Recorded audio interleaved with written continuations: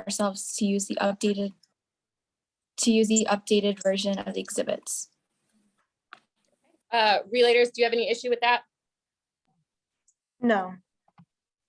Okay. So with that, are we good to go?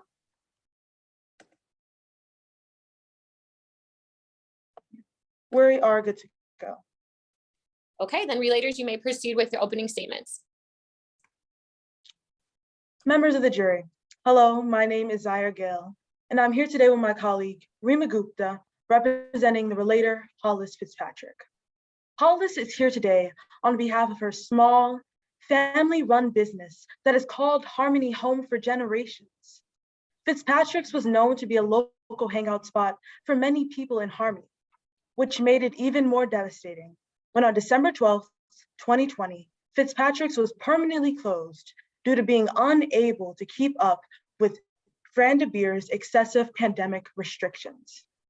At the end of this trial, we ask that the court find that the state of Buckeye affected a partial regulatory taking of Hollis Fitzpatrick's property. But this is not just her property, it's her family legacy. This case is about a small restaurant fighting back against big circumstances, about someone trying to stay afloat when the waves just keep crashing down on them. Under Penn Central, in order for a partial regulatory taking to occur, three things must be proven: significant economic damage, damage to investment-backed expectations, and the character of government action. We will prove that under Governor Fran de Beer's pandemic restrictions, Fitzpatrick's was rendered unprofitable. We will prove that Hollis had no way of knowing when she invested a substantial amount of money into her restaurant that she would be rendered unprofitable by Fran de Beer's restrictions. The evidence will show that the state of Buckeye directly interfered with Fitzpatrick's ability to make a profit, and under the Fifth Amendment, Hollis has the right to just compensation. Our counsel will call Hollis Fitzpatrick and Finley Ibarra to the stand. Hollis will testify that each year leading up to the pandemic, she was making a profit. She will testify that Governor Fran de Beer favored his friends and economic interests over the small businesses of Buckeye. Finley Ibarra, the head of the Restaurant Association, will testify that the government acted quickly and unreasonably when shutting down all restaurants. She will testify that the restaurant industry was singled out and that Governor Fran de Beer left small businesses out to dry. The respondent may argue that the closure of Fitzpatrick's does not count as a net loss income. They may also argue that Fitzpatrick's wasn't a reasonable business model to begin with. However, the evidence will show that each year leading up to the pandemic, Fitzpatrick's was making a profit. If we don't consider the complete permanent closure of a restaurant a net loss income, then what is? We are not here today to scrutinize Hollis Fitzpatrick's faults. We are here today to understand her as a small business owner. What we need to know and what will be proven is that the ultimate downfall of Fitzpatrick's was Governor de Beer's excessive pandemic restrictions. At the end of this trial, we ask that the court find that the state of Buckeye affected a partial regulatory taking of Hollis Fitzpatrick's property. We ask that the state of Buckeye do the right thing and compensate Hollis Fitzpatrick so a family legacy can live on. Thank you. Okay, respondents? Thank you, Your Honor. May it please the court. Good afternoon, Your Honor. My name is Lena Asfow. My co-counsel, Danush and I represent the state of Buckeye. The relator did get one thing right in their opening. Ms. Fitzpatrick could not keep up with the regulations. We are here today because Ms. Fitzpatrick is pointing the finger at the government because of their failed business and lack of adjustments from the pandemic restrictions. But later it will be shown that it was not just Mrs. Fitzpatrick's business that were given these pandemic restrictions, but also other businesses too. Therefore, Hollis was not unfairly singled out, and it was their lack of action as a business owner rather than the restrictions which caused their failed business. Penn Central outlines the three factors to determine if there's a partial regulatory taking. 1, the economic impact of the regulation on the claimant. 2, the extent to which the regulation has interfered with distinct investment-backed expectations. And 3, the character of the governmental action. But all three of these factors weigh against finding a taking, and Fitzpatrick cannot satisfy their burden of proof. First, the economic impact on Hollis is due to the reckless spending and low profit margins and not due to any state action. Their reckless spending, which includes a pinball machine, projector, refrigerated buffet station, and an updated electronic point of sale system, is what later impacted their business.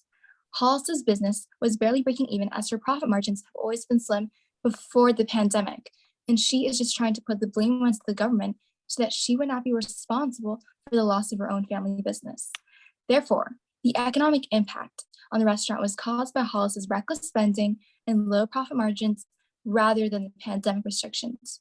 Secondly, the regulation did not interfere with the investment-backed expectations because restaurants have always been highly regulated. Hollis herself will tell you today that restaurants have always been heavily regulated, so it should not come as a surprise that as soon as there's a virus outbreak that compromises the public health, regulations would be created. It is Hollis's lack of action to preserve her restaurant, as she could have adapted to regulations and created new ways of bringing in profit while still abiding by COVID protocols. This could have either been done through Ultra Eats, outdoor dining, and even promoting their own restaurant on social media. There were possible ways for Hollis to keep their business afloat, and she dismissed any opportunity that could have been taken, which led her here, blaming the government on restrictions that were held to keep the community healthy. Lastly, the character of the governmental action was positive and important for public safety. The measures that the government implemented were in favor of public safety so that COVID would not spread. It is the government's responsibility to do its best for the community, and it was Hollis's responsibility as a business owner to react to these restrictions and take action to make sure that her restaurant could stay open. Today, you'll hear from two state witnesses, Ellis Mazakis and Aspen Bennett. Ellis is a Buckeye Director of Health and Human Services and can speak to the expertise of restaurant regulations and also health code violations. Considering the knowledge of the virus at the time, she explains that the restrictions were reasonable. Aspen was a server at Hominy Bistro and can speak to the health ratings in Fitzpatrick's, the lack of adapting to the restrictions, and how the restaurant was not safe to begin with. The government did their duty and their job. Now it is Hollis's turn to do the same as a business owner. To conclude, the character of the governmental action in this case weighs against finding a taking because Fitzpatrick was unfairly singled out. The pandemic restrictions were put in place to protect the public health. The state therefore requests the court to deny Hollis Fitzpatrick's request and dismiss this case with prejudice. Thank you, Your Honor. Thank you, respondents. Relators, are you ready to call your first witness? Yes, Your Honor. Okay, you may proceed. Your Honor, I would like to call Hollis Fitzpatrick to the stand. Okay. Ms. Fitzpatrick, could you please spell your last name and state your occupation for the court? Of course. My last name is spelled Fitzpatrick, and my occupation is former owner of Fitzpatrick's Restaurant in Harmony. Ms. Fitzpatrick, could you tell us a little bit about your involvement in the restaurant? Sure. So the restaurant has been owned by my family for generations. As a child, it was owned by my parents, so many of my earliest memories and teenage memories are intertwined with the restaurant in some way. When my parents decided that it was their time to retire, after much consideration, I discovered that I wanted to carry on our family legacy by taking over the restaurant. And I moved into an apartment right above with my partner, so I was able to be as involved as possible. What would you say are some of Fitzpatrick's values? Our values are heavily dependent on keeping prices low and keeping things consistent and predictable for our customers. We don't want going to Fitzpatrick's to feel overwhelming and break the bank. We also really value a family community atmosphere at Fitzpatrick's. You just mentioned that you keep prices low. Could you tell me any difficulties that may come with this? Sure. Well, profit margins can sometimes be slim because of this, and an especially rough time was the Great Recession of 2008. Like many other businesses, we struggled heavily during that time, and I worried that we wouldn't make it, honestly. Well, how did you respond to the Great Recession? In 2010, I filed for bankruptcy under Chapter 11, but that didn't end up working out. So I explored many other business options, but discovered that they were not financially feasible or they wouldn't work in our space. At one point, I even considered selling the restaurant, but nobody wanted to buy at that time. Well, then how did Fitzpatrick's financially recover from this? Well, by late 2015, the economy started to improve, and we started getting our lunch and dinner rushes again, and even bringing in new, younger clientele. Can you tell me a little bit about this new clientele? Sure. So, as I said, they were a younger crowd than we'd previously had. And I discovered that health food was really popular at the time. So, I added some new special menu items and we started using organic produce. I also invested in some attractions to make the restaurant even more engaging for them, such as a pinball machine, a self-serve ice cream station, and a projector. All of these improvements really paid off and the new clientele kept coming. How would you describe the state of Fitzpatrick's financials at this time? We were doing great at that time. We were making a pretty good profit that was increasing yearly. Moving on towards the pandemic, what was the state of Fitzpatrick's when Governor DeBeer closed all bars on March 15th, 2020? At that time, we were not doing as well financially as we had at other times. This was pretty typical for us though, because usually coming off of the winter months, the profits aren't coming in as quickly, and we would typically make up for that in the spring season, such as March, April, and May. What did you do in order to keep Fitzpatrick's running during this time? Well, I knew that I, of course, still needed to pay my employees, so I applied for a PPL loan, and with some of that first payment, I hired someone to design and build a website for Fitzpatrick's because I realized the importance of technology in this day and age. And I wanted to be able to do carryout orders, but unfortunately that website ended up failing and did not help us make more profits. How did you feel about Fitzpatrick's when Governor DeBeer announced that restaurants would be able to reopen on May 15th? Well, I wish I could say that I was excited to get back to normal like many other businesses were, but I knew that the harsh reality was that we could not comply with the restrictions fully. We had no room to add outdoor seating because we were boxed in by a small sidewalk out front and a narrow alley in back. And we couldn't comply with the indoor dining restrictions due to our space and financials. Then what exactly were the restrictions that were imposed on Fitzpatrick's when indoor dining was permitted? There were quite a few. For example, every other table had to remain empty with at least 6 feet of clearance in between. We had to cut our total occupancy by 50%. That was really difficult. We had to install plexiglass between tables and counter seats, and we couldn't even have physical menus anymore. The worst one was that we had to be closed by 6 p.m., which cut us off from the dinner rush that made quite a bit of our profit. Another one that hurt us pretty badly was that customers needed to wear a mask when not eating, which really broke the feeling of family and community. Then how did you respond to these restrictions? Well, when I first heard about them, I wanted to do whatever I could to keep my restaurant open. So I headed right over to Fitzpatrick's with plexiglass and tape. And I called up a family friend, Finley Ibarra, to see if they could help out to change the layout and maximize space. I just really wanted to keep the doors open. So what would be necessary for Fitzpatrick's to comply with restrictions and make a profit? Well, according to Finley and I's extensive research, we would need to operate at least 3/4 capacity. The 50% capacity would only leave us with 16 people, not nearly enough to turn a profit.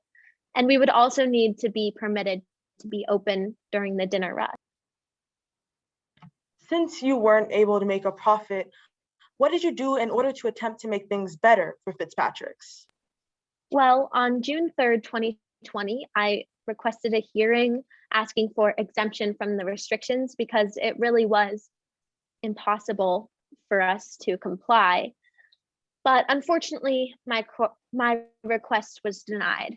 I also looked into getting on food delivery sites like Ultra Eats and Door Delivery, but being a small business, we didn't have the financial capacity at the time to do everything that went along with that, such as creating a pickup area, making a website, and more. As an extreme measure, family members even sacrificed some of their paychecks to help keep the restaurant afloat.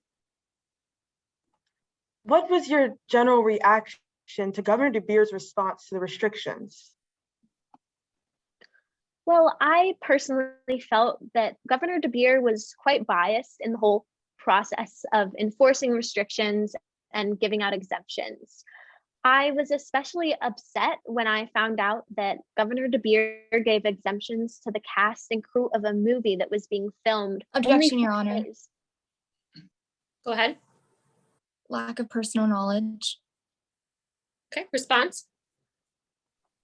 Hollis is simply stating something that was known to her via either someone else, but it is her own knowledge.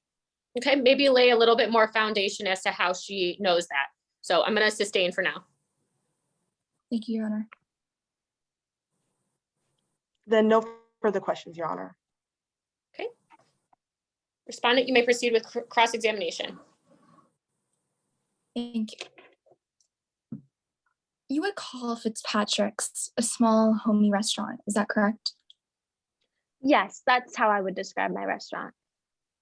And isn't it true that things haven't always been easy in Fitzpatrick's? Yes, well, like any other restaurant, we've had our highs and lows. That's just part of what comes with running a business. The food prices have always been low, so the profit margins must be low as well, correct? We really value our customers' comfortability. So yes, we keep our prices low, which can sometimes lead to low profit margins, but we have for the most part been within the industry standard. So low profit margins would mean it wouldn't take much to make your restaurant unprofitable, wouldn't it? At times, profit margins were low and we were in a precarious place, but I wouldn't say that that's a general statement for how our restaurant operated at all times. Are you aware that you could have increased the food prices to be bringing in more profit? I am aware that other restaurants did things like that, but I was really committed to keeping with my values during the pandemic. In early 2010, you filed for bankruptcy under Chapter 11, didn't you? Yes, that is correct.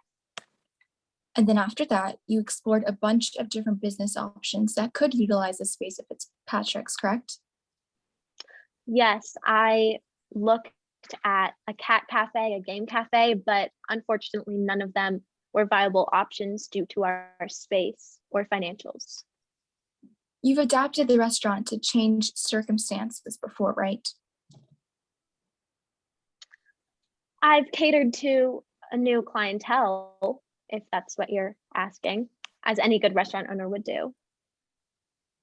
And you even accommodated the younger crowd and altered the menu to make it a bit more appealing for them, correct? Yes, I did. In your direct, you mentioned that you had no room to expand dining space. However, you did have an open back alley, correct? I'm sorry, could you repeat the question? Yes. In your direct, you mentioned that you had no room to expand dining space. However, you did have an open back alley, correct? It was a very narrow alley in the back, so it was not very viable to create outdoor dining. But you still didn't attempt to use this outdoor back alley, yes? No, I did not, because it was not a viable space to me at the time. It did not seem like it would be a good place to hold outdoor dining due to how narrow and confined it was. Isn't it also true that you had organic produce on the menu as well?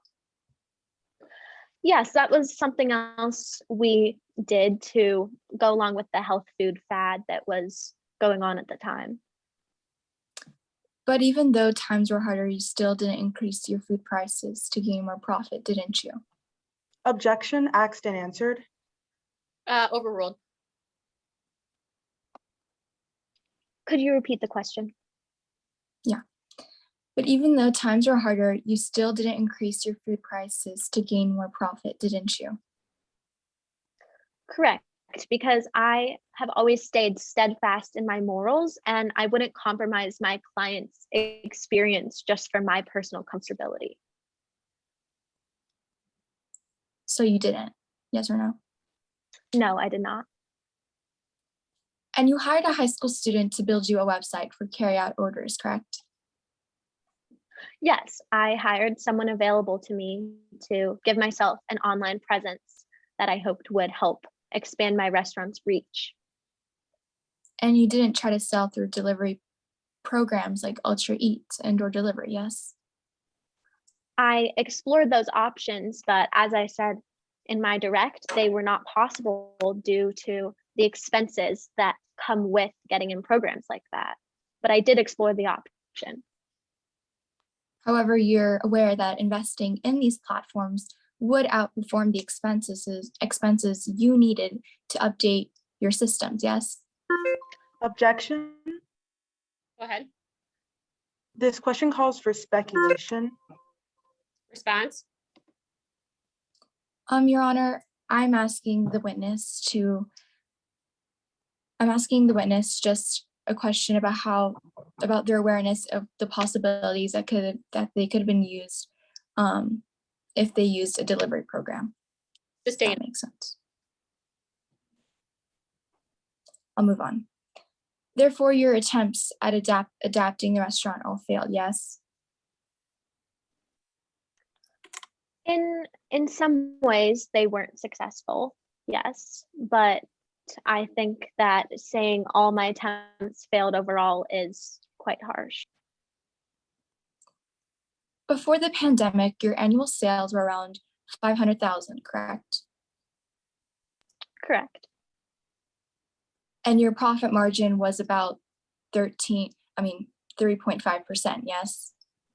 Yes, that is correct. Right within the industry standard. So you would agree that your annual profit was then about 17,500? I'm sorry, could you repeat that? I couldn't hear very well.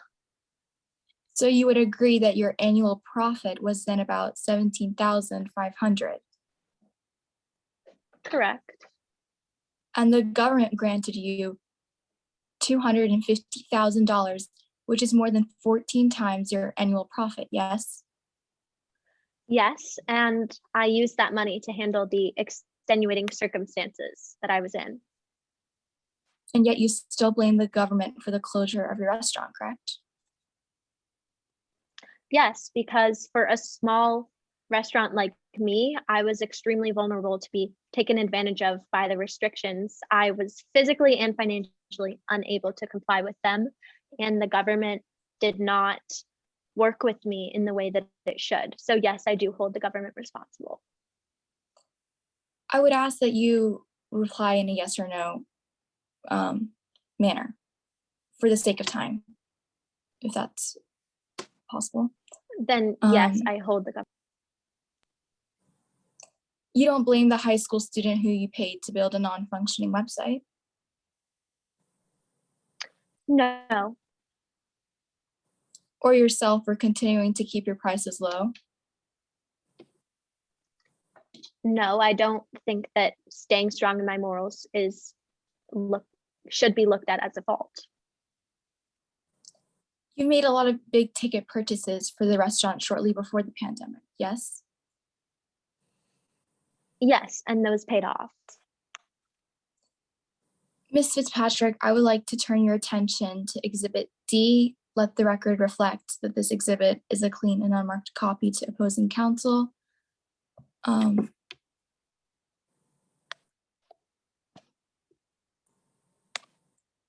not exactly sure if, okay, thank you.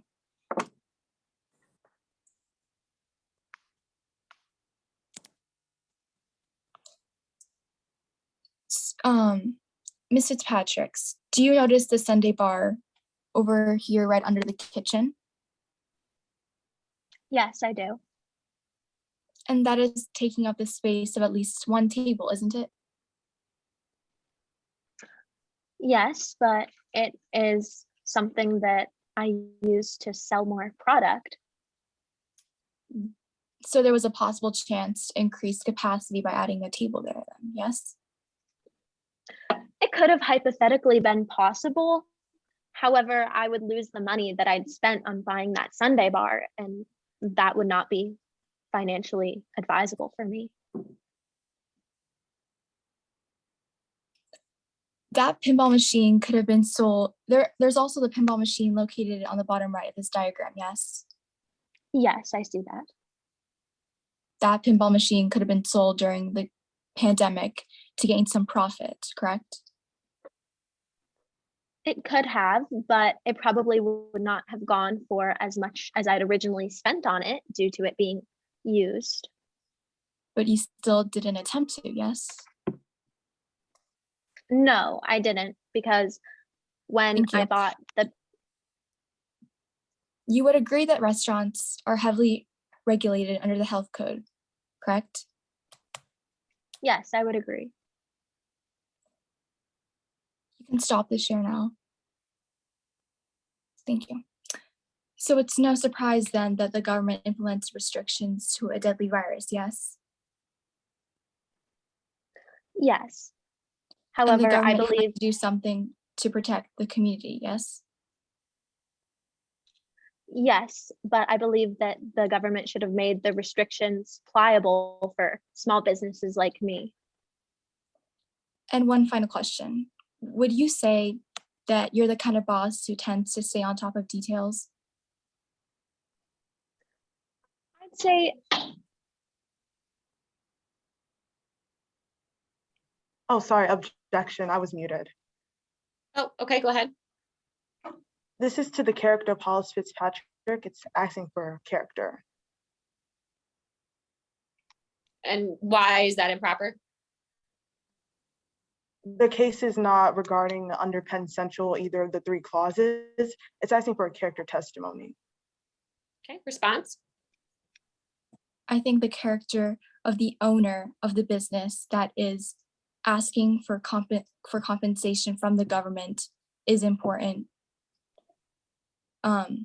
based off of the partial regulatory taking, because they're the reason why we're here today. Overruled. Go ahead. And one final question. Oh, sorry. Do you want me to respond? Re-say the question? sure. And one final question. Would you say that you're the kind of boss who tends to stay on top of details?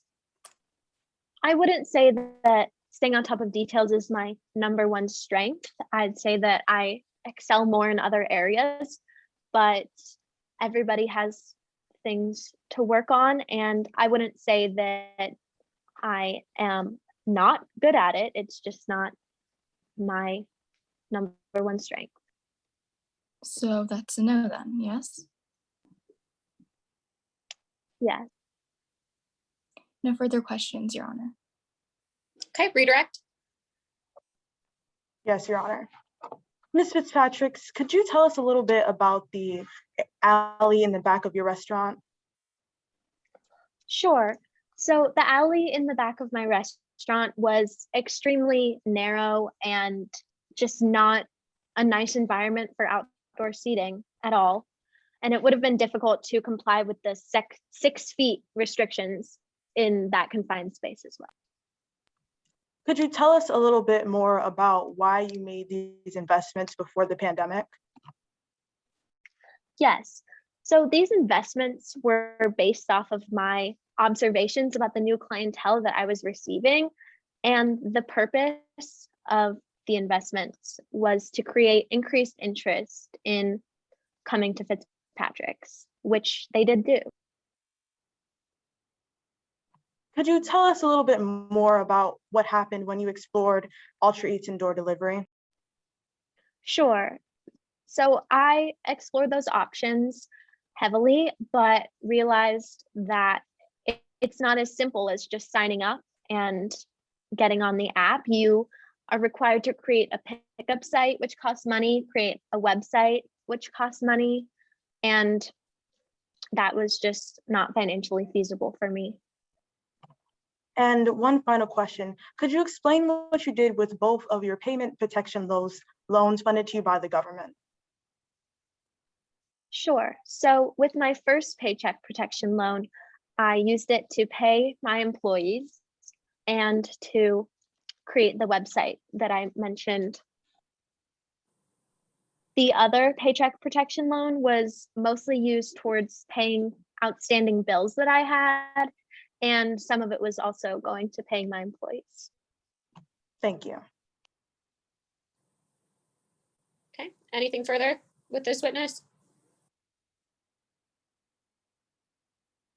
No, Your Honor. Okay, then this witness is excused and the relators may call their second witness. Thank you, Your Honor. I'd like to call Finley Abera to the stand. Awesome. Your Honor, may I proceed with questioning? Yes. Thank you. So good morning, Ms. Abera. Could you please, or actually good afternoon, could you please spell your last name and state your occupation for the court? Yes, Abara, and I'm the head of the Buckeye Restaurant Association currently. Thank you. And Ms. Abera, could you start by telling us how you're connected to the relator Hollis Fitzpatrick? Yes, so actually, when I was growing up, I was in the grade below Hollis in school. So I always knew her family. And my first job was working at Fitzpatrick's under Hollis's parents in their time of owning it. And I was bussing tables there as my first job. Thank you. And how would you describe your work experience at Fitzpatrick's? It was a very friendly experience. The team was like a family.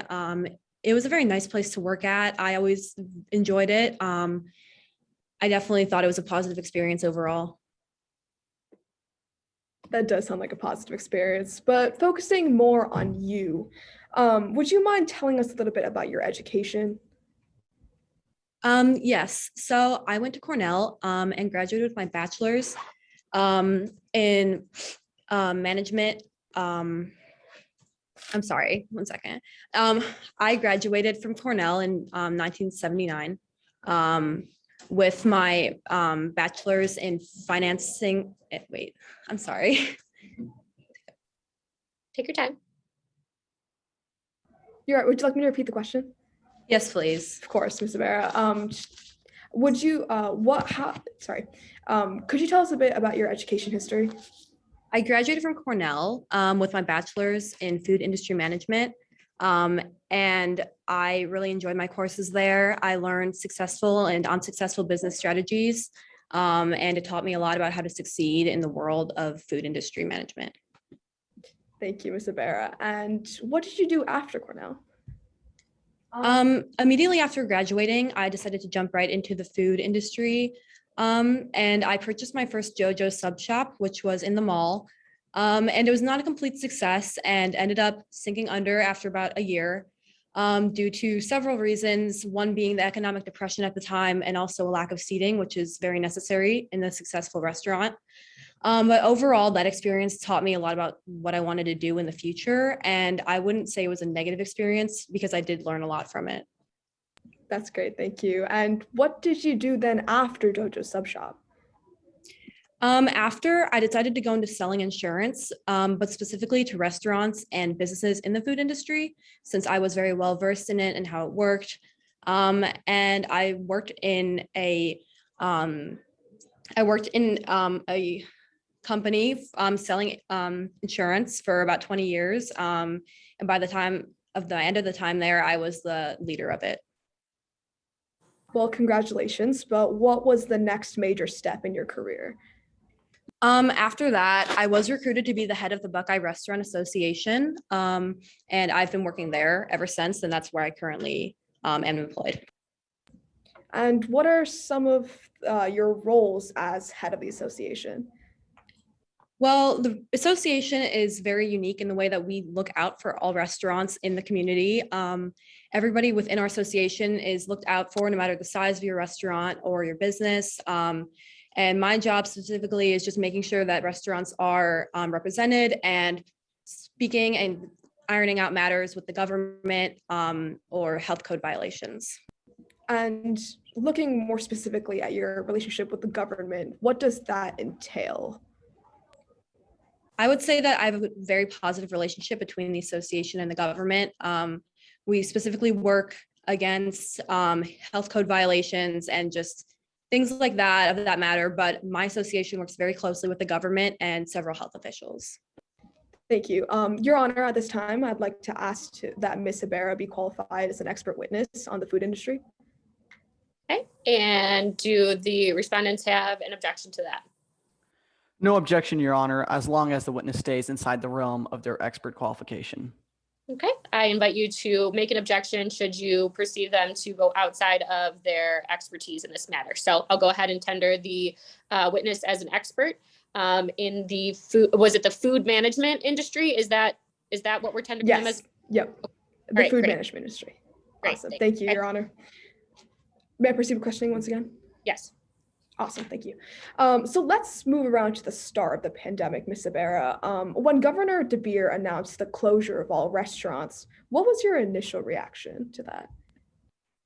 Well, although my association understood the importance of health and safety, obviously, it was definitely a shock. It was very sudden. It seemed like a bit of a rash decision because immediately afterwards, many restaurants that I worked with were shut down.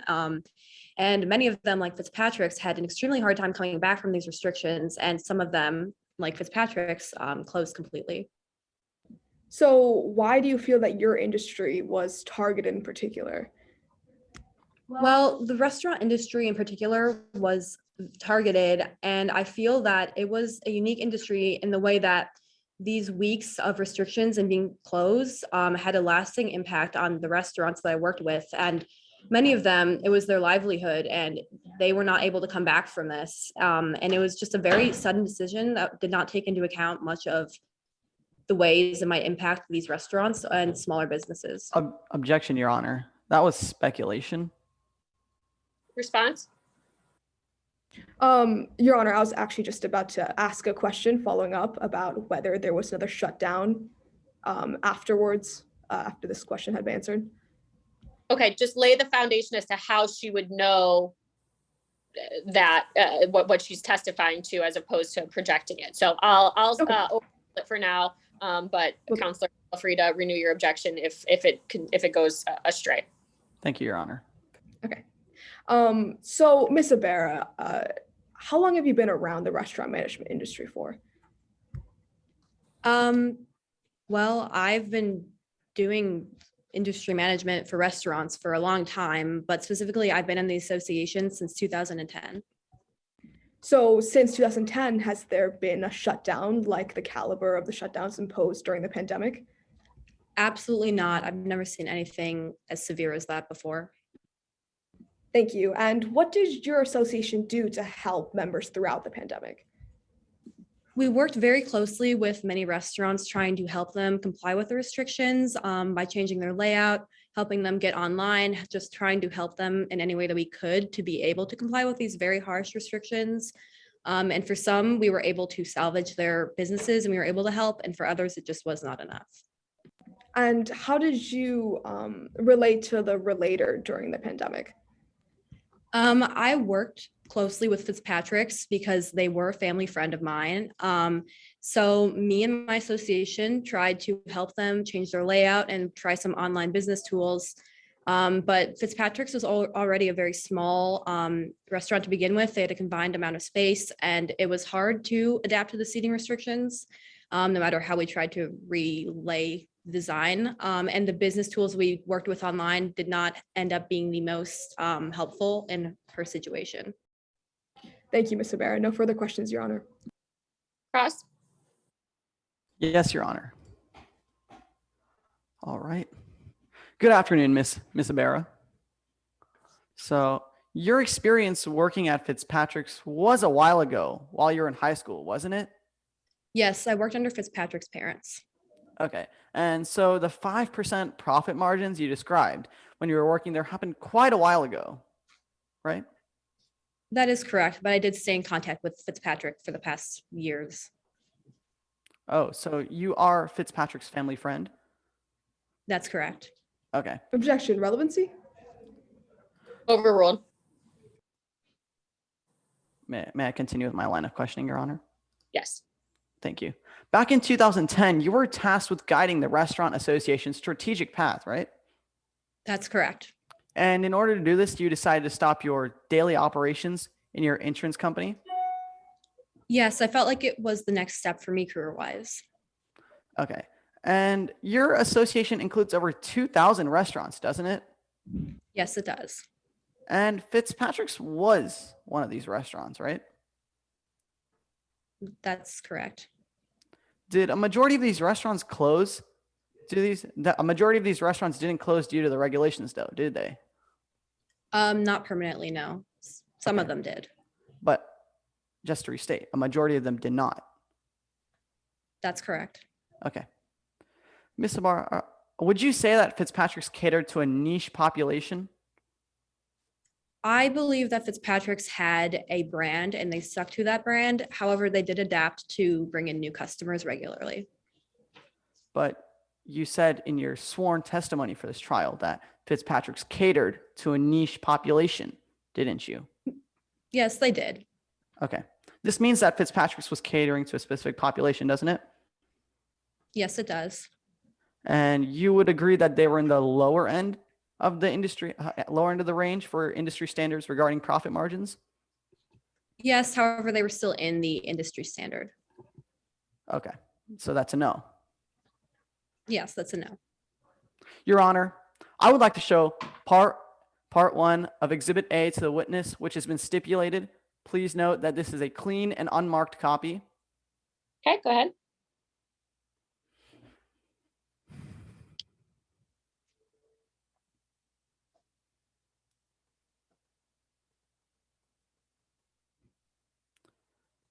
All right.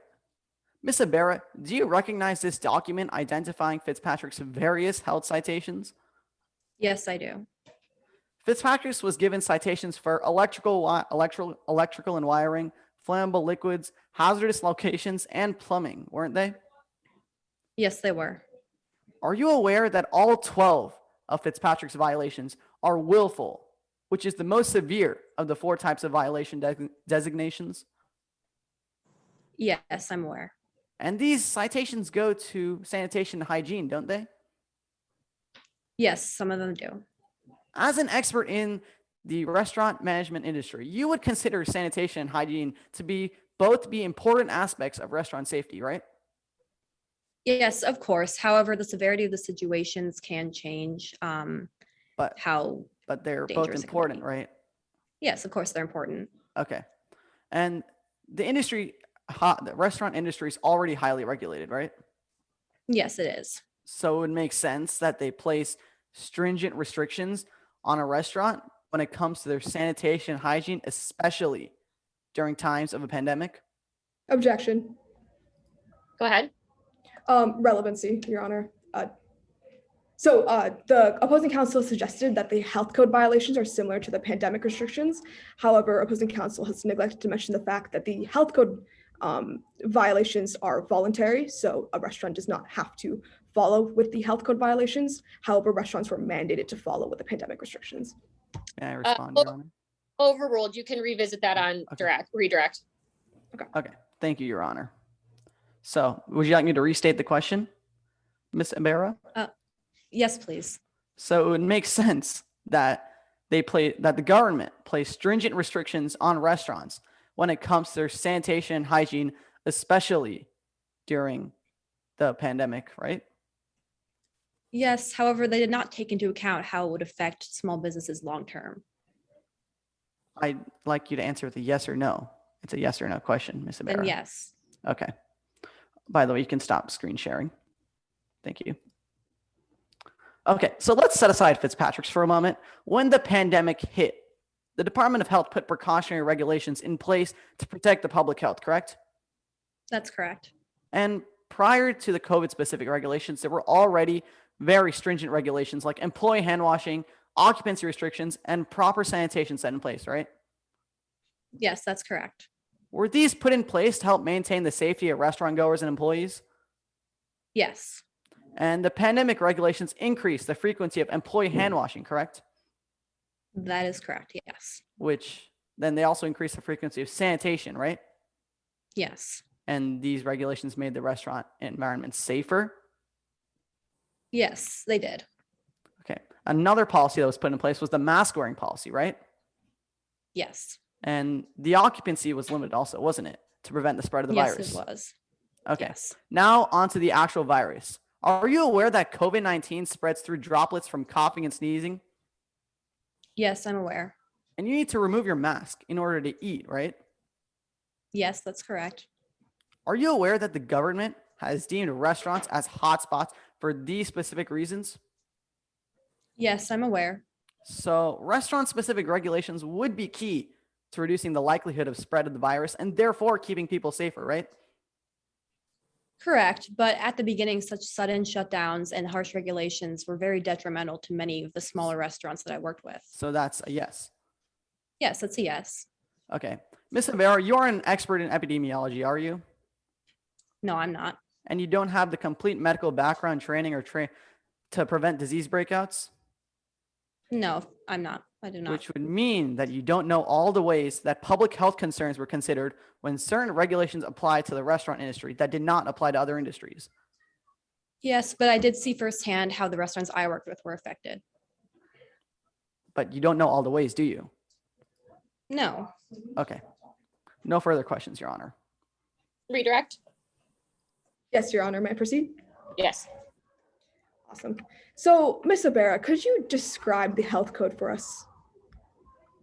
Well, the health code consists of different violations, and depending on the severity, they can have different reactions to them and different consequences, ranging from several different things. And they were put in place to keep people safe. However, there are levels to this severity. And how do the pandemic restrictions work, in your opinion? Well, obviously, I am not a scientist. However, my association thought that it was very sudden, and it did not seem to be taken into consideration just how much it might affect these businesses in the long term. Just the small amount of businesses that the scientists did not consider were the ones that were affected the most.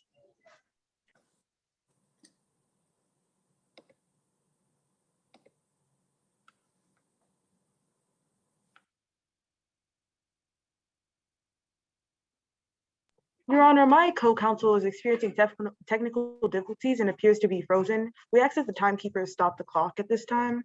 Yes, please stop the clock. My co-counsel is going to ask her final question from right over here, if that's all right with everyone. That's great. All right, there you go, Thank Your Rena. Honor. May I proceed? Yes. Okay, awesome. Thank you. So, Ms. Ibarra, do you have any final thoughts in Fitzpatrick's closing? I think that it was a major blow to the community. Fitzpatrick's was such a family business and it had been there for generations, as Fitzpatrick mentioned. It was just very heartbreaking to see them go under. Ms. Ibarra, thank you, Ms. Ibarra, and no further questions, Your Honor. Okay, thank you. Does the relators have any additional witnesses? No, Your Honor. Okay, and are respondents ready to proceed with their case in chief? Yes, Your Honor. We would like to call Aspen Bennett to stand. Okay, thank you.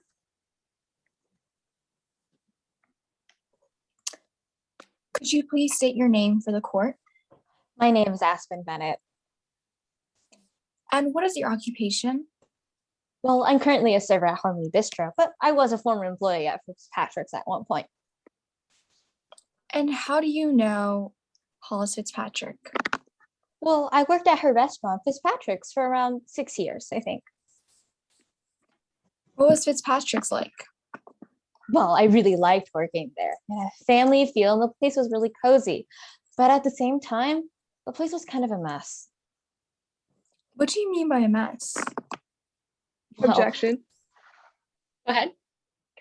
Relevancy, Your Honor. The state of Fitzpatrick's as a restaurant has nothing to do with the case of a partial takings. Response? Well, I'm laying a foundation for future questions as I'm going to talk about the financial issues with the restaurant and how the restaurant was not necessarily in great shape. May I respond, Your Honor, very quickly? Oh, sorry, I don't believe I caught that. I just said briefly respond. Thank you, okay. Your Honor, the state of the restaurant does not impact the financials directly. Overruled. May I repeat the question, Yes. Your Honor? What do you mean by a mess?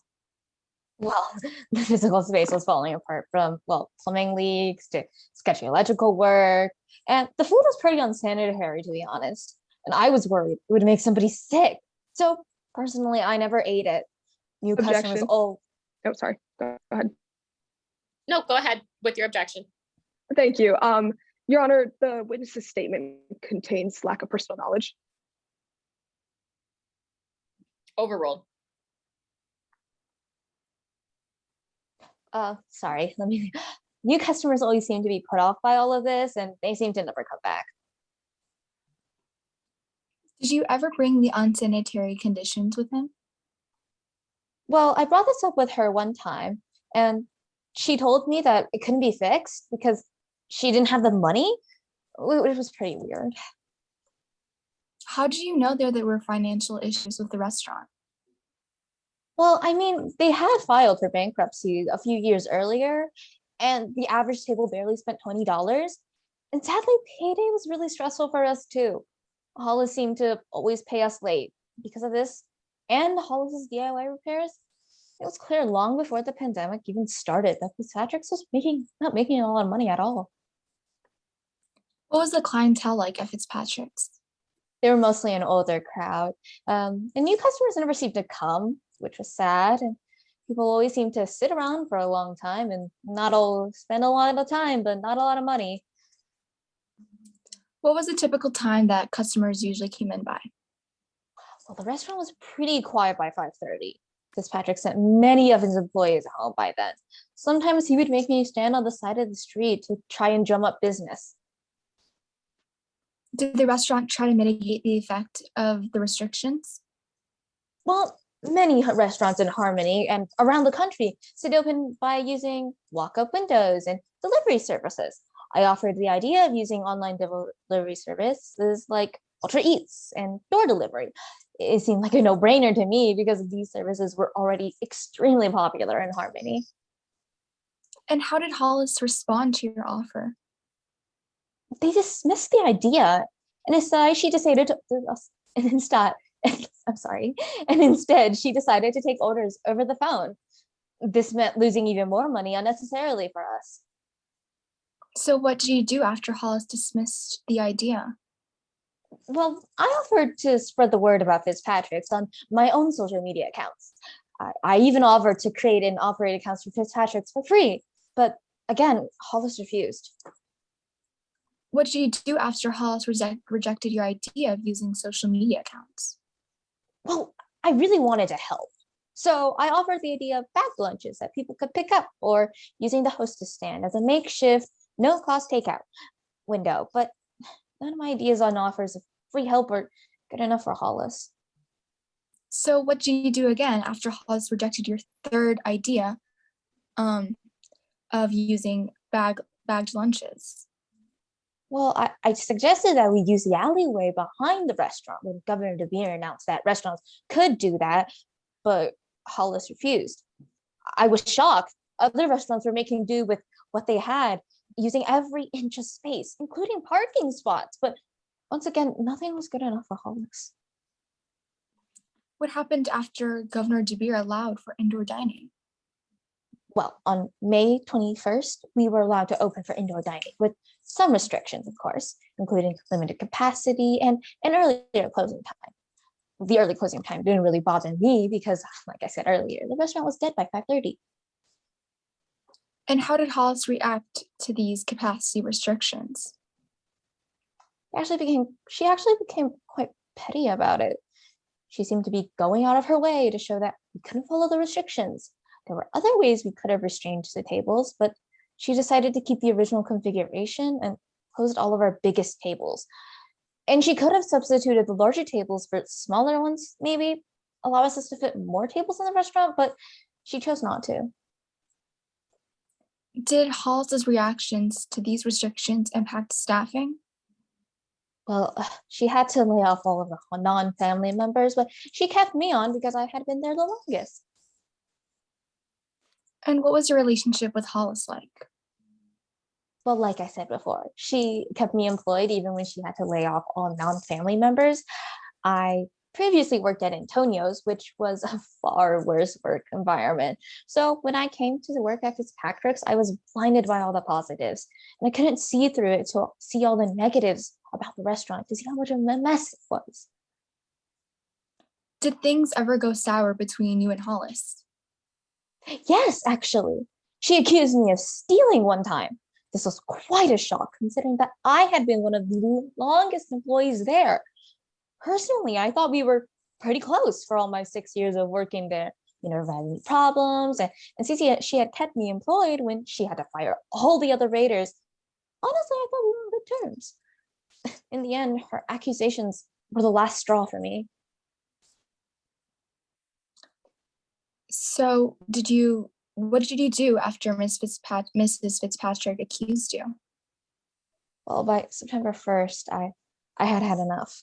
Hollis continued to refuse to adapt, and business was getting worse. We just couldn't compete with other restaurants, which had some owners with senses of preservation.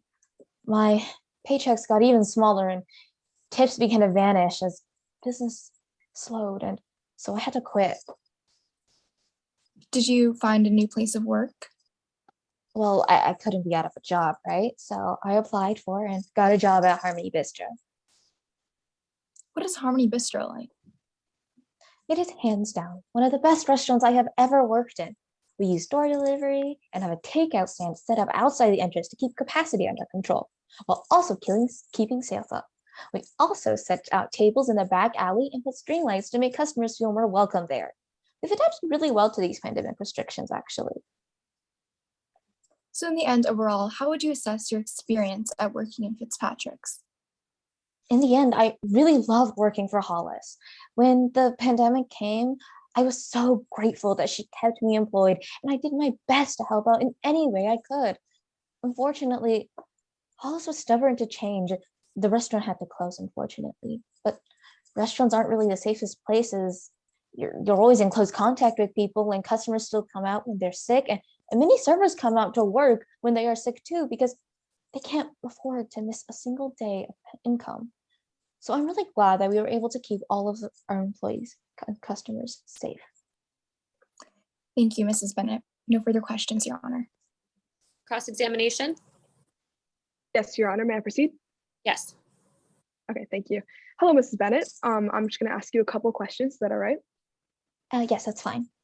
Thank you. So, Ms. Bennett, it's to my understanding that you have no prior experience in running a restaurant. Is that correct? No, I'm just a waiter. And you have never managed a restaurant, correct? Once again, just a waiter. And it's also to my understanding that you have no educational background related to food management, correct? Once again, just a waiter. So you cannot attest to whether certain business decisions were in the best interest of Fitzpatrick's, correct? Once again, I just had some suggestions and ideas, not really just I'm just trying to help, you know? Correct, but we have no idea whether these ideas would have helped the restaurant, correct? Once again, just suggestions.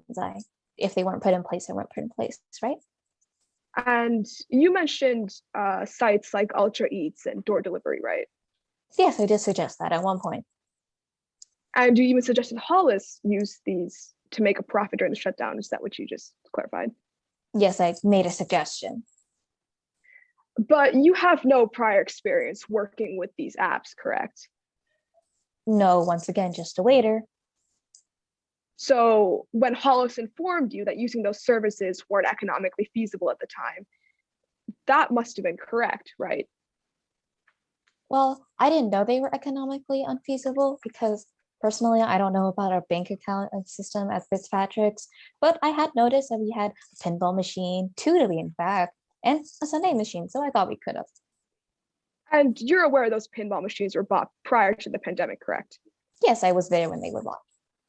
And that you made this suggestion during the pandemic, right? Yes, I made the suggestion during the pandemic. When the economic situation was much more deteriorated, correct? I thought we could have sold them, but I don't really know since, once again, just a waiter. Great, thank you. And moving on slightly, you also suggested that Hollis Fitzpatrick utilized outdoor seating, correct? Yes, I did one time. And Hollis again informed you that there was no space available for suitable dining, right? I did suggest the alleyway though. But Hollis also claimed that that was unsuitable for dining, correct? Making a comparison to the current workplace I am in, it is a suitable place, I believe.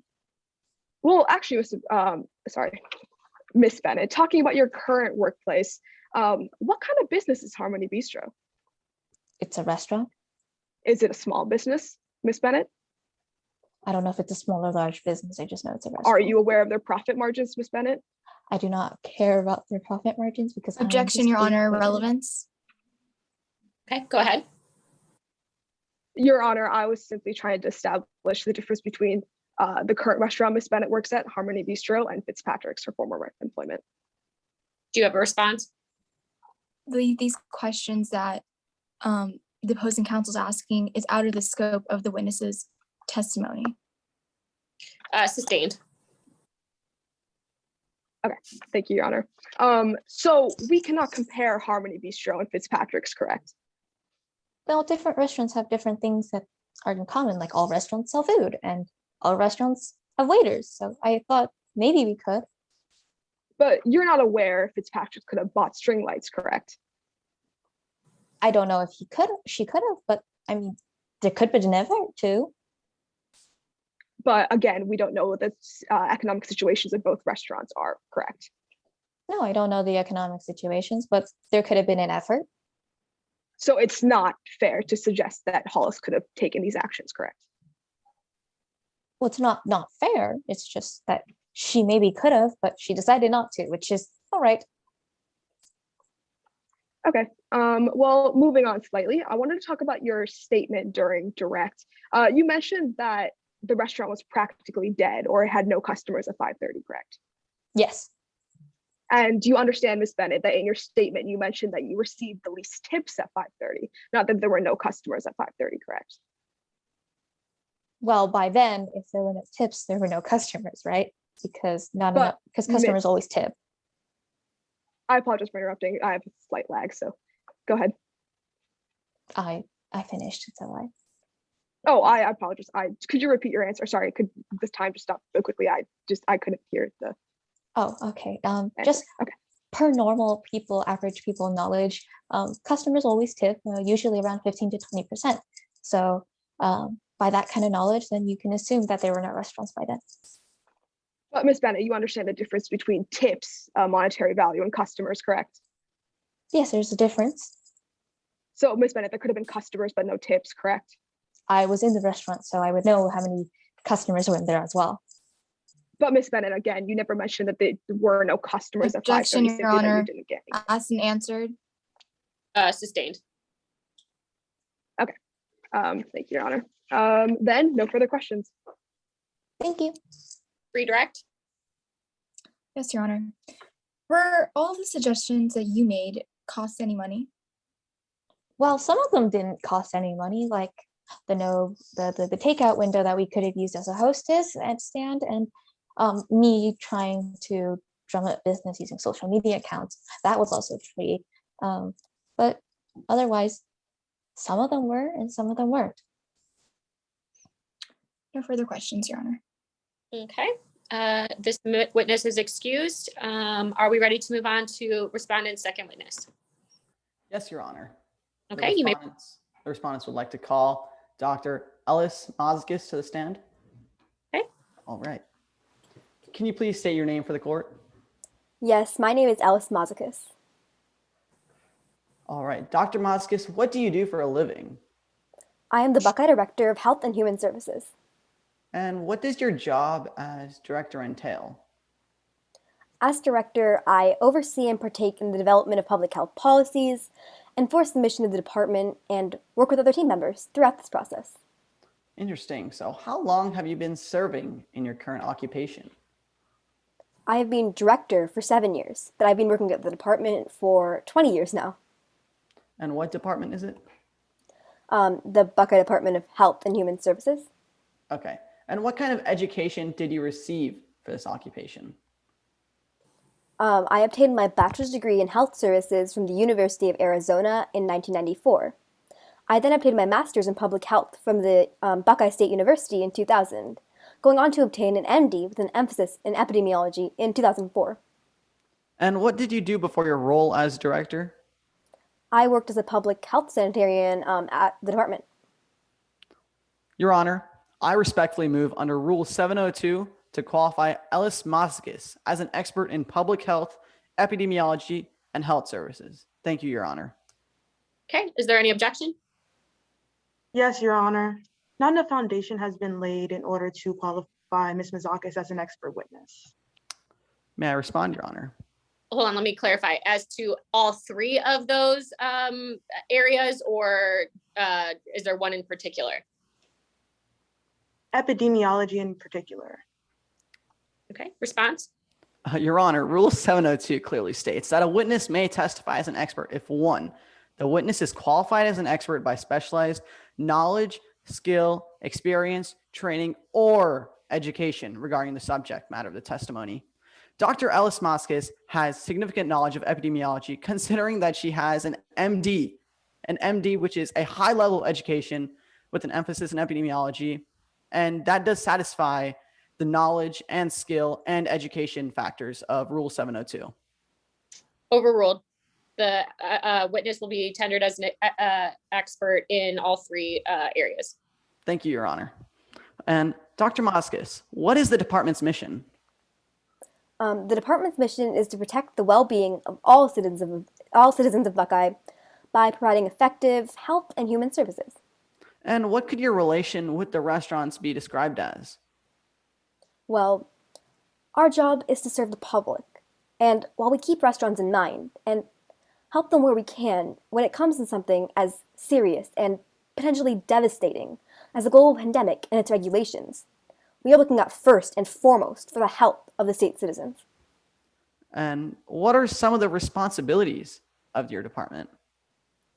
The department's responsibilities include drafting policies and regulations related to the health and safety of the public of Buckeye. This includes responding to emergency health situations, like the breakout of a global pandemic. Does this policy apply to restaurants as well? Of course, that's one of our main responsibilities.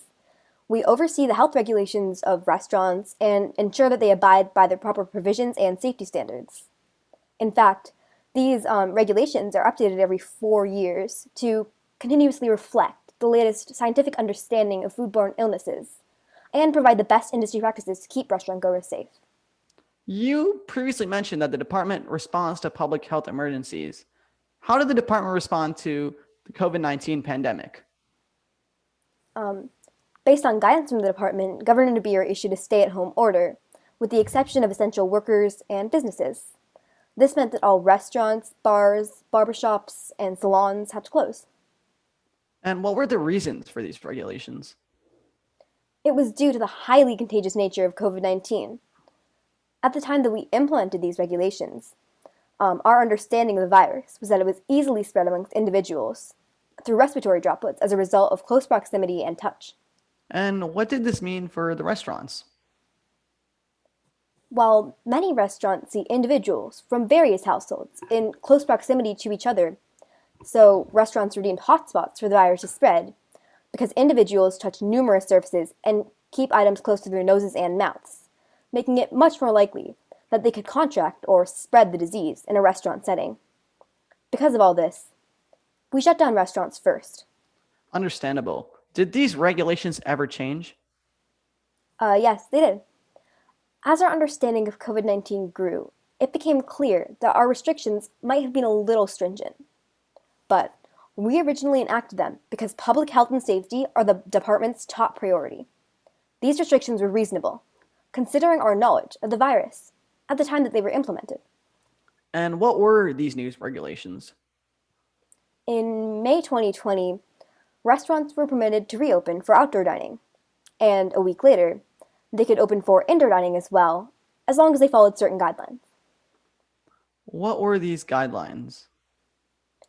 These guidelines included every other table must remain empty with at least 6 feet of clearance between all other tables. The total number of occupants, including kitchen staff and customers, must be reduced to 50% of normal capacity. Plexiglass barriers must be installed. Physical menus are prohibited. The restaurant must close for in-person dining by 6 p.m. And all customers and staff must wear masks. Such regulations were put in place to help control the spread of COVID-19, while allowing restaurants to reopen and continue providing their services to the public. How did you and your team decide on these regulations? My team and I worked with some local restaurant owners to determine what regulations would be the least burdensome on restaurant operations, while still protecting the health of the public. When making these decisions, public health and safety was the top priority. How did you help restaurants comply with these new restrictions? The department issued a memo, which included recommendations to help the restaurants comply with the regulations, like locations to obtain plexiglass, how to develop a virtual menu, and ways to maximize seating arrangements in small places. Did you guys ever implement an exemption process? Objection. Go ahead. Opposing counsel is leading the witness. Sustained. May I restate the question? Your Yes. Honor? Did you guys ever do anything to help reopen the restaurants later on? Objection again, Your Honor. Overruled. Yes, we did.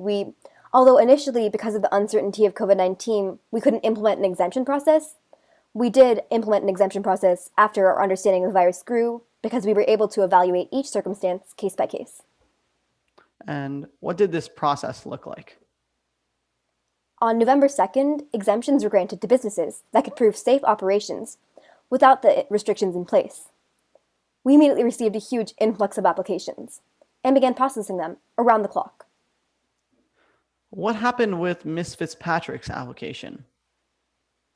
Well, we notified her that we would need more information before we could make a final decision, something that is very common and necessary to get the full picture, but we never heard back from her.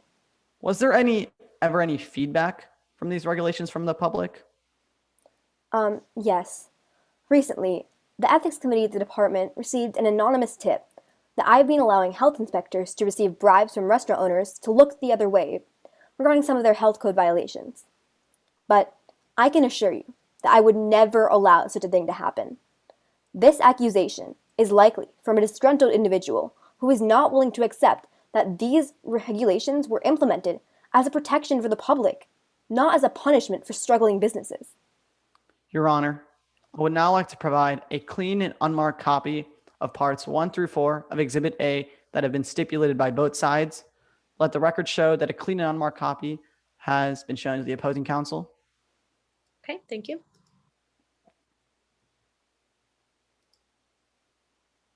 Thank you.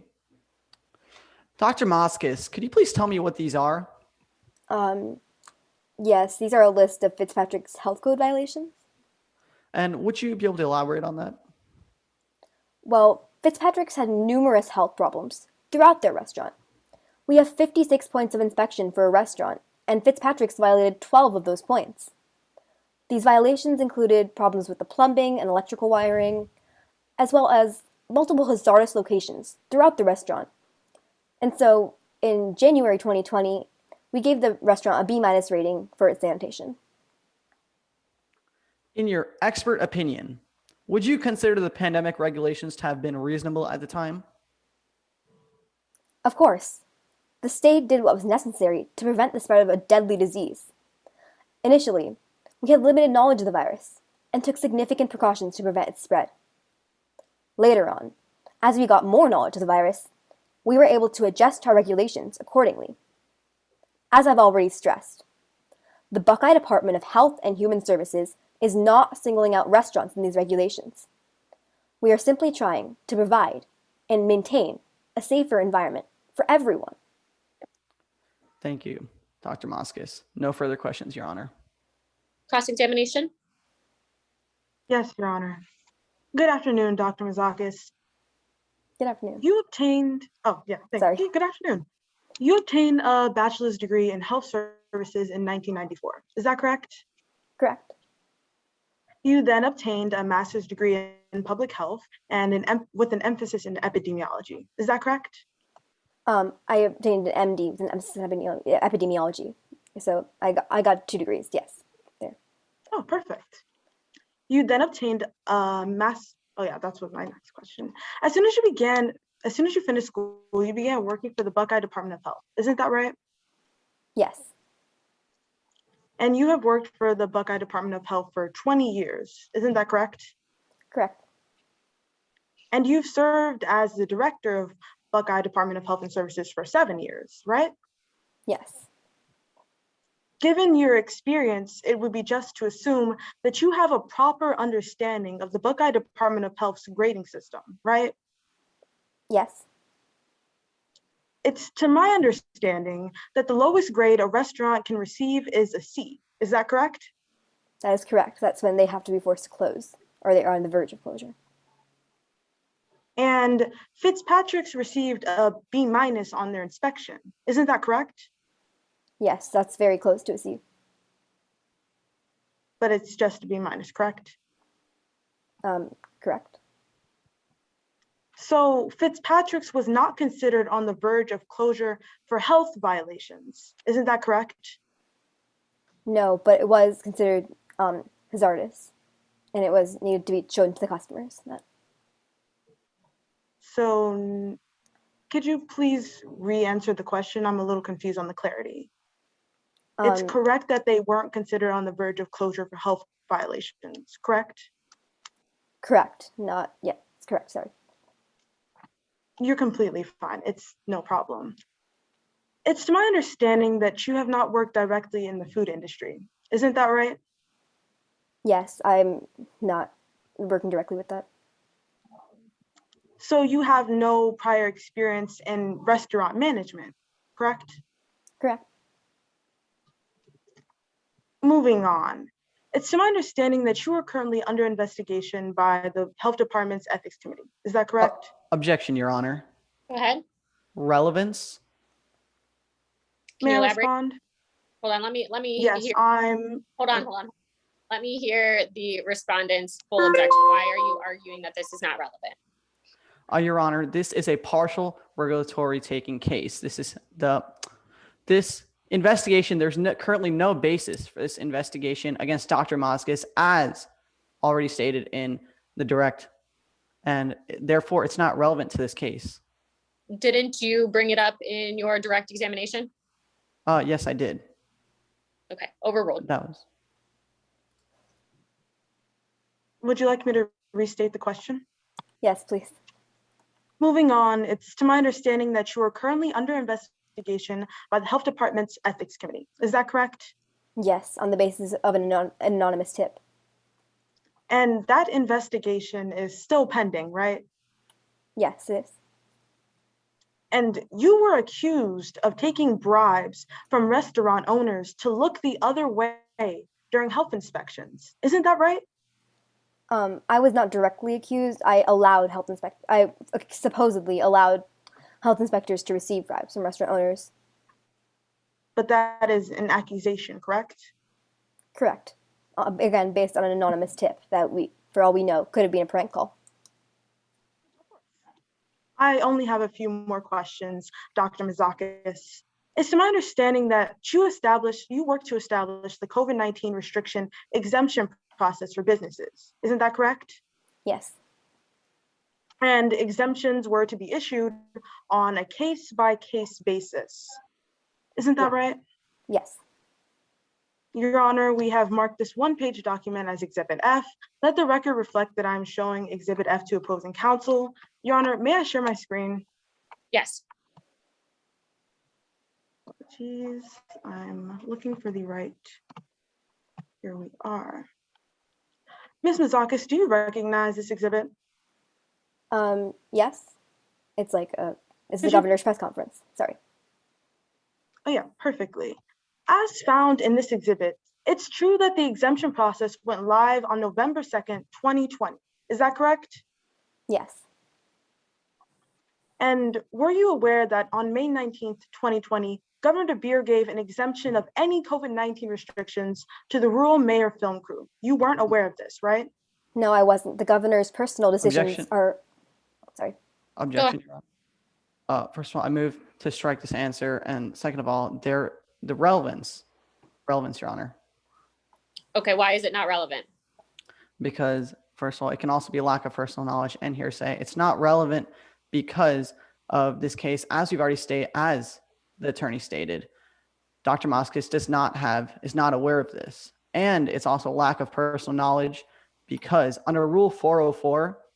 The probative value under Rule 403, the probative value of this question is substantially outweighed by its prejudicial value. Response? This applies to clause 3 of character of government action. If we're implying that restrictions were not imposed equally, this will apply to the character of government action under Penn Central. If Ms. Mazakis, as the director of Buckeye Health, isn't aware of these shady actions by Fran DeBeer, then that is something that should be brought up during her questioning. Okay, so I'm going to overrule the objections, but the witness may answer specifically to what she knows. If she doesn't know something, then she doesn't know it. So overruled. Could you please restate your answer? I did hear you answer previously. Sorry, could you please state the question? I needed to know whether I'm saying yes or no to it.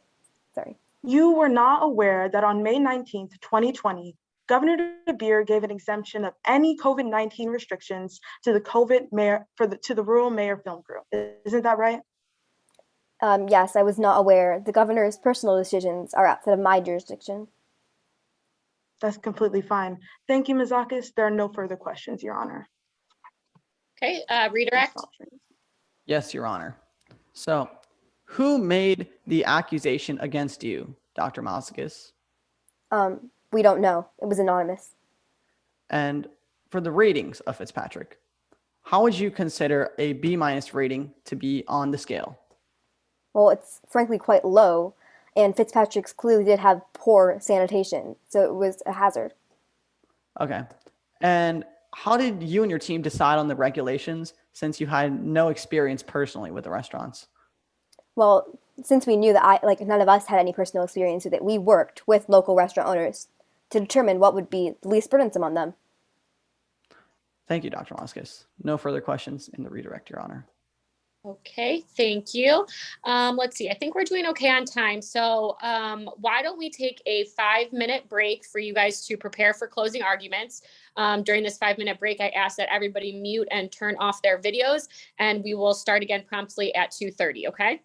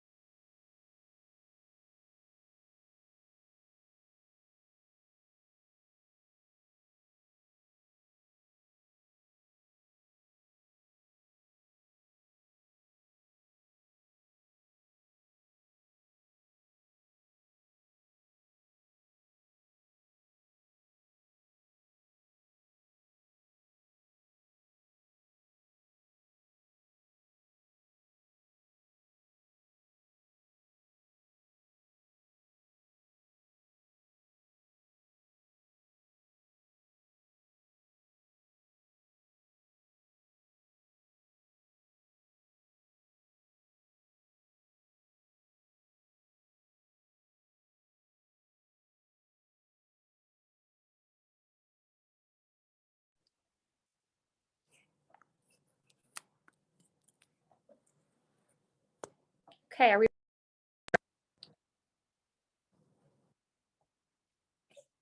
we ready to proceed with closing arguments? The relator is ready, Your Honor. The respondent is ready, Your Honor. Okay, relators, go ahead when you're ready. Thank you, Your Honor. Hello and welcome back to everyone present. My name is Rima Gupta and I, with my co-counsel Zaire Gale, are representing the relator Hollis Fitzpatrick. Fitzpatrick's is a small restaurant fighting back against big circumstances. My client, Miss Fitzpatrick, did her best to fight the tsunami of governmental regulations during an already tough time. And I am displeased to be here today to say that the waves completely took her over. Under Penn Central, in order for a partial regulatory taking to occur, all three conditions must be met. Well, so the significant economic damage has occurred. The investment-backed expectations have been damaged. And last and finally, the character of the government action has been determined throughout the course of this trial. Today, we have proven that Fitzpatrick's was rendered completely unprofitable due to these restrictions. Here are the facts. Prior to the pandemic, Fitzpatrick's was seeing an increase in profit each year. Opposing counsel witnesses have even corroborated this fact. Since they were seeing an increase in profit, Hollis took out a loan in order to please new clientele. She changed in order to please new clientele. She has exhibited this character throughout the pandemic as well. Finley Ibarra has even testified that businesses just like Fitzpatrick's, small businesses that have low profit margins, were disproportionately affected by pandemic restrictions. But here's the thing, Your Honor. Opposing counsel has argued that Fitzpatrick's was bound to close whether or not the restrictions were put in place. But again, Fitzpatrick's was not a struggling business. Fitzpatrick's was making a profit year over year, and they were within the industry standard of a 3 to 5% profit margin. My client valued low prices because my client valued the citizens of Harmony, something that the government and the respondent in this case has no value for. Ms. Fitzpatrick continually strove to do her best to keep prices low while making the restaurant something that everyone could enjoy. It wasn't called the Heart of Harmony for no reason. And as Ms. Ibarra testified, they even stayed open during the big freeze and delivered food to anyone who needed it. When Ms. Fitzpatrick first incurred the pandemic, she met with Finley Ibarra and tried all possible options to keep Fitzpatrick's open and keep it a restaurant that could turn a reasonable profit. But they came to the conclusion that under these restrictions specifically, they would never be able to make a profit. Ms. Bennett has suggested that Ms. Fitzpatrick take some of her advice, but Ms. Bennett is not an expert in the restaurant industry. She is an employee. And when Hollis, the owner of the restaurant and manager for years, suggests that these suggestions simply weren't feasible at the time, then that's just it. They weren't feasible. There's not something that Hollis Fitzpatrick could have done. But moreover, we are asked the question, should Ms. Bennett's suggestions be taken to heart? Why should we have someone be forced to give up their possession to comply with these governmental regulations? Ms. Bennett claims that Hollis could have sold her pinball machines, gave up her property, but the fact that she would have to do this shows how severe these restrictions are in the first place. Fitzpatrick's also had regulars that would frequent the restaurant, and while on the stand, Ms. Bennett testified by saying that at 5:30, business was, quote, practically dead.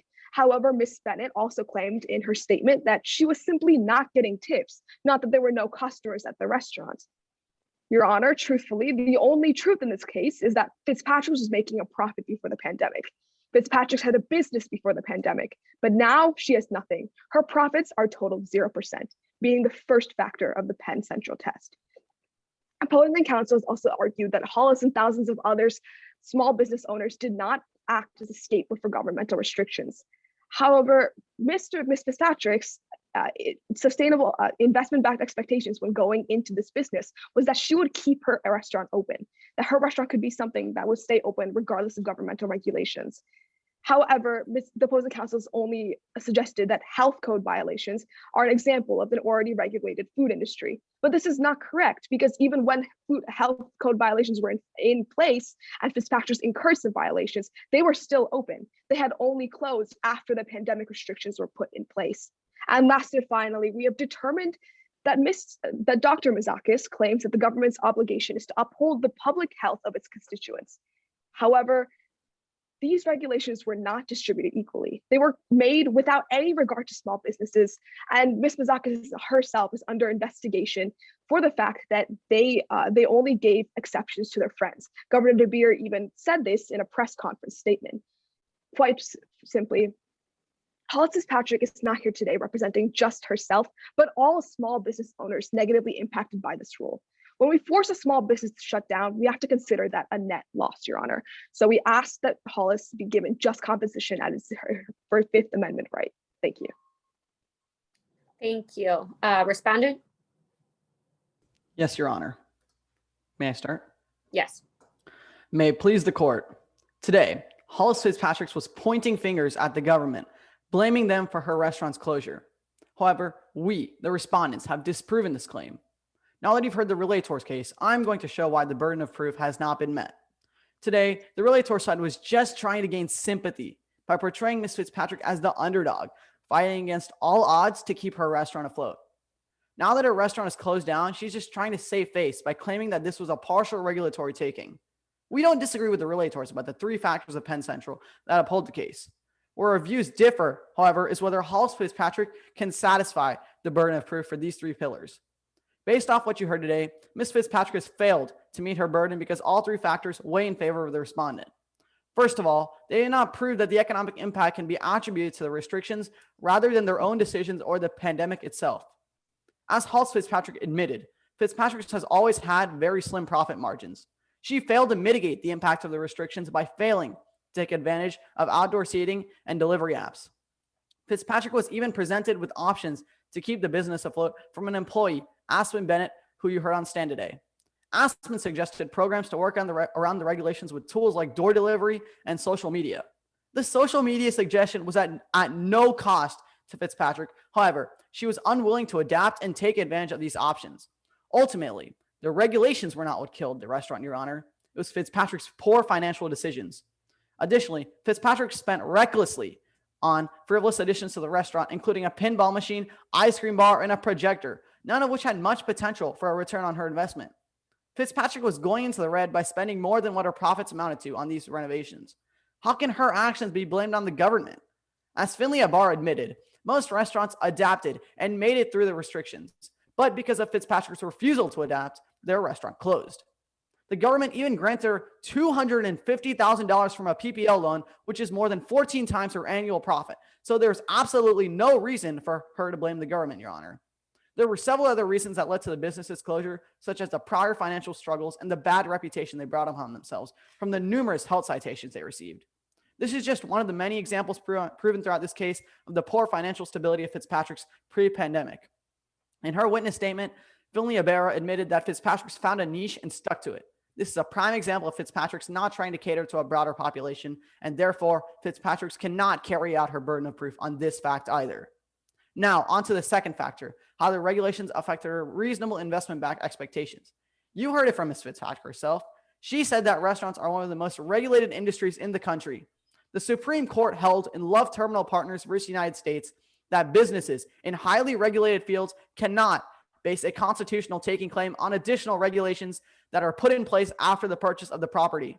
This directly applies to Fitzpatrick's as it topples their entire claim to uphold this factor. Finally, the character of the governmental action. Finley Ibarra said under oath that the pandemic regulations were overbearing.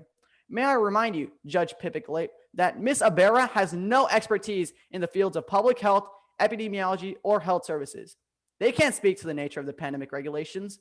While they were on stand, Dr. Moskos explained that the government took necessary and appropriate action to prevent the spread of the novel coronavirus and the onset of a prolonged pandemic.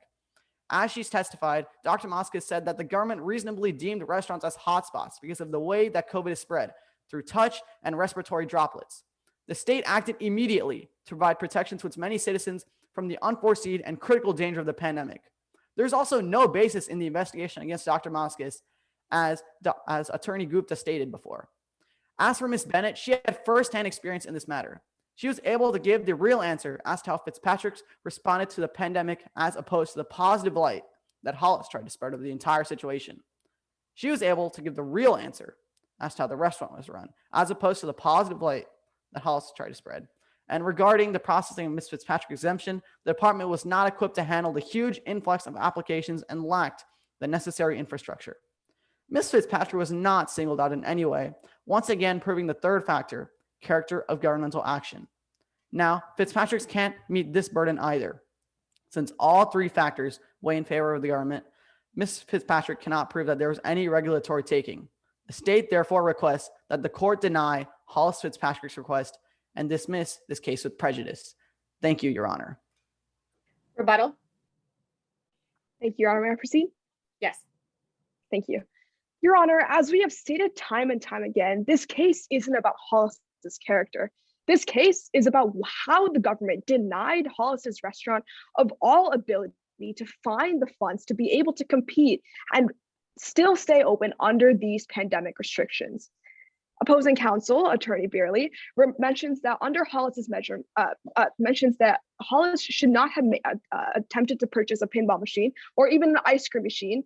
However, these assets were purchased prior to the pandemic, when they still had the money to purchase these assets. And these assets were purchased in order to keep up with the new, younger crowd that visited the restaurant itself. These assets were supposed to improve the restaurant. They did not count towards any financial hardship to the restaurant. Opposing counsel has also suggested that Hollis make new investments during the pandemic itself. So these two things are a little bit contradictory when opposing counsel is suggesting that Hollis make new investments during a pandemic, for criticizing the new investments that Hollis made prior to the pandemic when they were still economically in a good range to make these investments in the first place. But secondly, opposing counsel suggests that Ms. Ibarra has no prior foundation in science, and that is correct. But Ms. Ibarra can testify, and she has testified to the fact that these restrictions were made with no consultation to restaurants. They were made without understanding how small businesses like Fitzpatrick's could have been affected by these regulations. Dr. Mazakis focused on the science point of view, not the heart point of view. She didn't consider how restaurants might be impacted by this. We do not dispute the fact that these regulations were in the interest of public safety, but she did not consider how these would impact restaurants directly. And that is exactly why we are here today. Because we are here today because of Dr. Mazakis' inability to consider that restaurants are also human beings, and that people like Fitzpatrick's were directly affected by the pandemic restrictions that she implemented. As well, we'd like to conclude by saying that we should uphold Fitzpatrick's Fifth Amendment right. Thank you. Okay, thank you, everyone. Go ahead and take a deep breath. I'm going to allow the scoring judges and myself to kind of clean up anything on our scoring rubric. And then let's see here. Okay, so realtors, do you have any, do you have any deductions for the respondents? No, Your Honor. Okay. And respondents, do you have any deductions for the relators? No deductions, Your Honor. Okay. All right.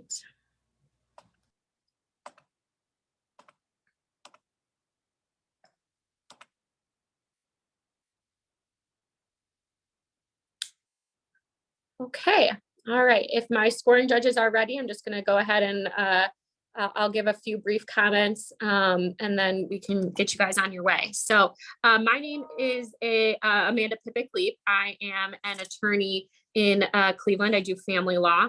And I did mock trial in college and at the law school level. And I just want to commend everybody for all of their effort and everything that you guys have put into this. I know how much preparation this takes. And, I want to commend everybody for their command of the facts and the case itself. Overall, my comments are pretty much the same actually for both sides. I think that getting a stronger understanding of the rules of evidence will help you guys a lot. It is one of the more difficult things as an attorney to tackle because they can be very complicated and they can be interpreted in different ways. But I think everybody did a good job with some objections. There were a couple objections I think that were left on the table.